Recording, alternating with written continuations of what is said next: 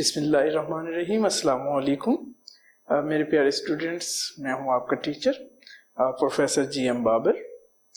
पिछले आर्टिकल में हमने पढ़ा था कि किस तरह से ज़िंदगी मार्ज़ वजूद में आई और किस तरह से हमने एक चार्ट बनाया जिसे हम जियोलॉजिकल टाइम स्केल या जियोलॉजिकल टाइम चार्ट कहते हैं। आज हम पढ़ने जा रहे हैं दो important articles. One is biodiversity and other is phyletic lineage. तो हम स्टार्ट कर रहे हैं बायोडाइवर्सिटी से। जब से ये कायनात मार्ज़ वजूद में आई, मुख्तलिफ तरह के जानदार इस कायनात में हमारे सामने आते रहे। These organisms are from unicellular prokaryotes like bacteria, then eukaryote, some amoeba, then some simple multicellulars and complex multicellulars. They are some fungi and then these are hydries. उसके अलावा हमारे पास डिफरेंट ग्रासेस आ गई, डिफरेंट हर्ब्स आ गए। ये सारी की सारी चीज़ें जो हमारे सामने आज इस दुनिया पर मौजूद हैं, चाहे वो कुछ चिरिंद परिंद हों, चाहे वो कुछ इंसेक्ट्स हों, चाहे वो कुछ हर्बीवोर्स हों, चाहे वो इंसेक्टिवोर्स हों, जो भी चीज़ें जिनके मतलब हम क्लेम करते हैं कि these are the living organisms, वो जो भी थे, जैसे भी थे, जहाँ पे भी हैं, उसको हम कहेंगे कि इट इज़ द बायोडाइवर्सिटी। अगर आप इंसानों की ही बात ले लें तो अभी अगर हम देखते हैं तो हमारे प्लेनेट अर्थ पर more than 7 billion humans are present. 7 अरब से ज्यादा मर्दोजन इस प्लेनेट अर्थ पे हमारे सामने मौजूद हैं। अब ये जो मोर देन 7 बिलियन ह्यूमंस हैं, my dear student, it is a single species. इसको हम कहते हैं कि ये एक स्पीशीज है। तो ये जो कुछ भी हमारे सामने दरियाओं में, समंदरों में, हवाओं में, खुश्की में, ज़ेरे ज़मीन जिसे सबटरेनियन कहते हैं, या टेरेस्ट्रियल खुश्की पर रहने वाले, एक्वेटिक हैं, एरियल हैं, जितने भी जानदार हैं, चाहे वो बैक्टीरिया हो, अमेबा हो, पैरामीशियम हो, या फिर ह्यूमंस हो, या फिर यूकलिप्टस हो, या फिर रोजा इंडिका हो, जितने भी जानदार हमारे सामने मौजूद हैं, इसको बेटा हम कहते हैं कि इट इज ए बायोडाइवर्सिटी। अभी मैंने सादा सी बात की कि there are present more than 7 billion humans. 7 billion से ज्यादा ह्यूमंस हैं और ये एक स्पीशीज है। तो प्यारे बच्चों, जैसे अभी मैंने आपके सामने अर्ज की कि दुनिया पर अभी जो है इंसान वो 7 अरब से ज्यादा है, 7 बिलियन से ज्यादा, तो ये एक स्पीशीज है। अगर हम बायोडाइवर्सिटी की बात करें तो ये सिर्फ 2.5 मिलियन स्पीशीज हैं।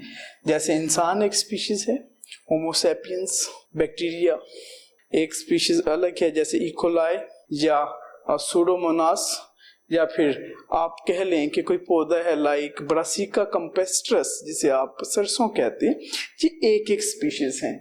तो कुल मिलाकर हमारे यहाँ तकरीबन 25 लाख के करीब स्पीशीज पूरी दुनिया पे पाए जाते हैं। एंड इंटरेस्टिंगली ये लिस्ट अभी पूरी नहीं है। अभी तो हमें समंदरों की गहराइयों में मौजूद स्पीशीज का नहीं पता। अभी तो हमें एक्वाडोर के जंगलात में पाए जाने वाले मुकम्मल स्पीशीज का नहीं पता। हमें नहीं पता कि ट्रॉपिकल रेन फॉरेस्ट में और कितने अक़साम के जानदार हो सकते हैं। तो ये जितनी जिंदगी जिस भी अक़साम में हमारे यहाँ फैली हुई है, इसे हम बायोडाइवर्सिटी कहते हैं। अगर हम परसेंटेजेस की बात करें तो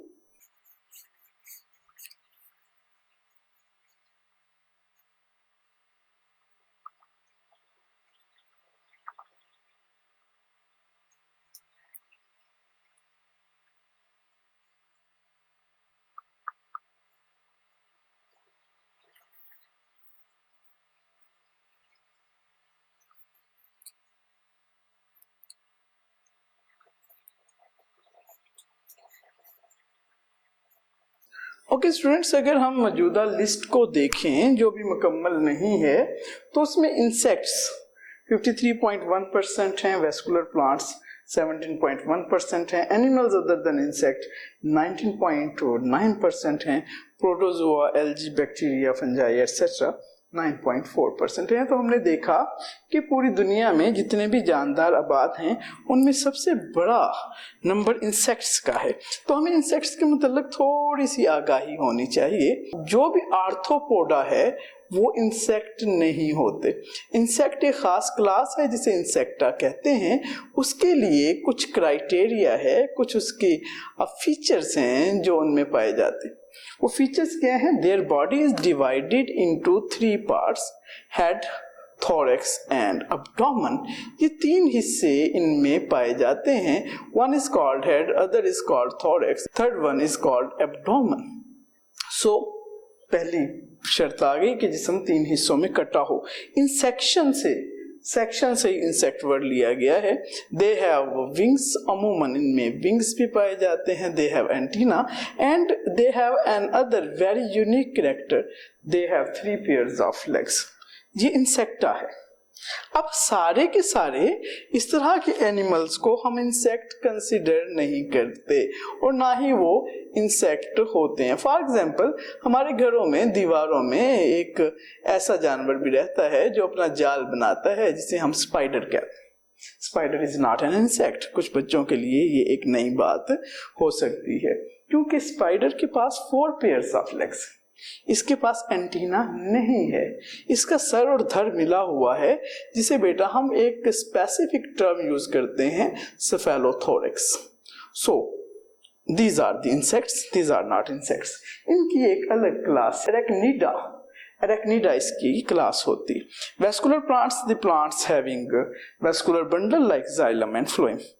अब अगर हम एनिमल्स को गिने कुल मिलाकर तो एनिमल्स की टोटल परसेंटेज जो अभी तक है according to Punjab textbook FSC first year, ये बेटा तकरीबन 70% के करीब आती, जिसमें 53.1% इंसेक्ट्स हैं और 19.9% अदर एनिमल्स हैं। अगर हम तमाम एनिमल्स के MCQ में पूछेंगे तो फिर उसका राइट आंसर 70% आएगा। So it is the biodiversity. Dear students, biodiversity के साथ हमारा दूसरा सब आर्टिकल है, it is a phyletic lineage. अब phyletic lineage word is a phylogeny. Phylogeny बेटा कहते हैं एंसेस्ट्रल हिस्ट्री को, वहां से ये वर्ड ड्राइव किया फाइलेटिक। अगर हम फाइलेटिक लाइनेज को डिफाइन करें तो हम कहेंगे